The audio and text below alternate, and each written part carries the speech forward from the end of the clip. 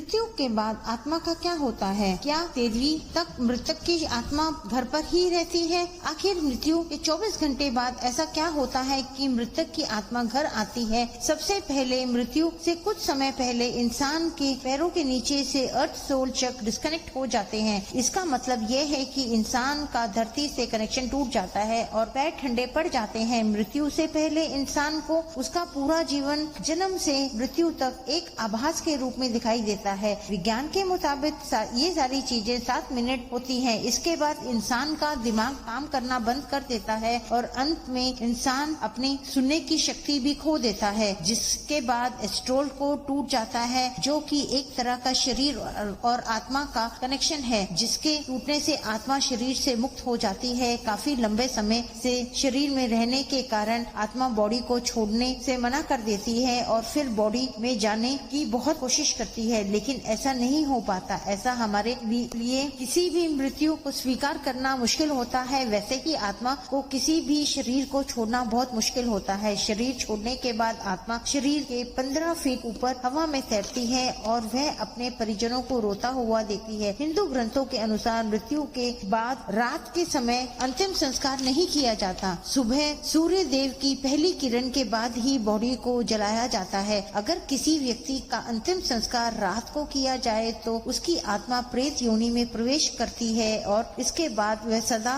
के लिए हमारे डायमेंशन यानी आयाम में भटकती रहती है। एक बात यह भी है कि मृत्यु के बाद शव को एक पल के लिए भी अकेला नहीं छोड़ा जाता। अगर शव को रात भर घर में रखा जाए तो पूरा परिवार रात भर शव के पास जागते हैं। ऐसा इसलिए मान्यता यह है कि शव को अकेला छोड़ने पर बाहरी प्रेत शव पर कब्जा कर लेती है।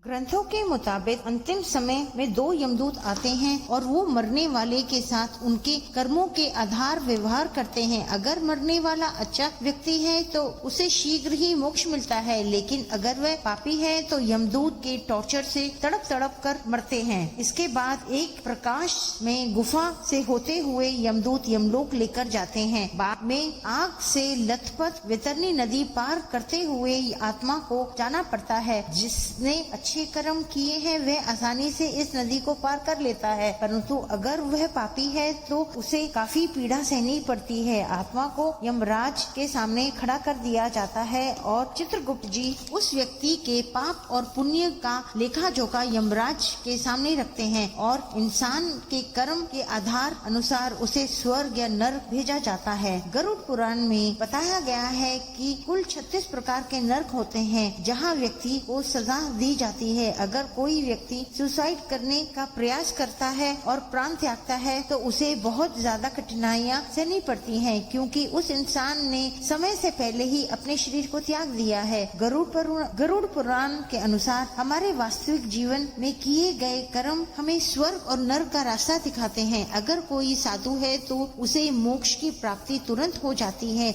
आपको लगता होगा कि ये सब मुझे कैसे पता है? बता दें कि गरुड़ देव जिनका बल अतुलनीय है वह एक साथ 700 इंद्र को पराजित कर सकते हैं। गरुड़ देव स्वर्ग से अमृत कलश लेकर उड़ गए थे, लेकिन उन्होंने अमृत पान नहीं किया था। उन्हें बिना अमृत के ही अमृत की प्राप्ति हुई थी। यह वरदान स्वयं श्री हरि नारायण जी ने प्रसन्न होकर दिया था। गरुड़ देव तो अमर है, परंतु उन्हें नहीं पता कि मृत्यु के बाद क्या होता है, इसलिए जिज्ञासावश उन्होंने श्री हरि नारायण से ये प्रश्न पूछा और इसी ज्ञान को हम गरुड़ पुराण के नाम से जानते हैं। भगवत गीता में श्री कृष्ण ने कहा था कि आत्मा ना तो पैदा होती है और ना ही वह मरती है, वह तो सिर्फ वस्त्र की तरह एक शरीर से दूसरे शरीर में प्रवेश करती है। मृत्यु तो केवल शरीर की होती है, आत्मा की नहीं। यह जीवन मृत्यु का चक्र यूं ही चलता रहता है। जय श्री राम।